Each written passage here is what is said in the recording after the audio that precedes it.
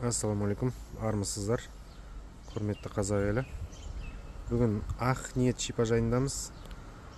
Жалпы Сарыағаштағы үлкен сұранысқа ие, тамағы, емі жағынан фактически негатив жоқ санаториялардың бірі.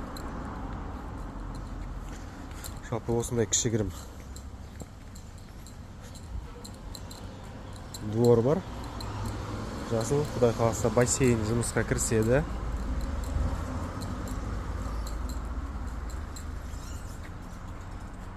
Осындай бассейн өзінің жұмысын бастайды.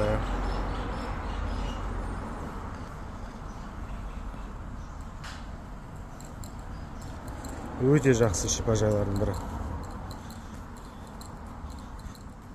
Келіп жүрген адамдар өздері білет. Емі басқа шипажайларға қарағанда көбірек сумманың ішіне кіретін.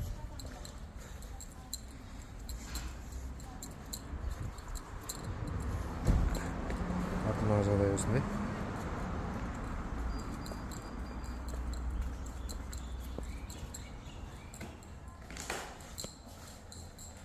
Иглотерапия, жалпы физиолечение. Одан кейін экскурсия. Түркістан, Арыстанбаб, Ташкент, Самарқанд, Бұхара. Ташкент пен Самарқанд, Самарқанд пен Бұхара ол ночевкамен. Жалпы ресепшн осындай.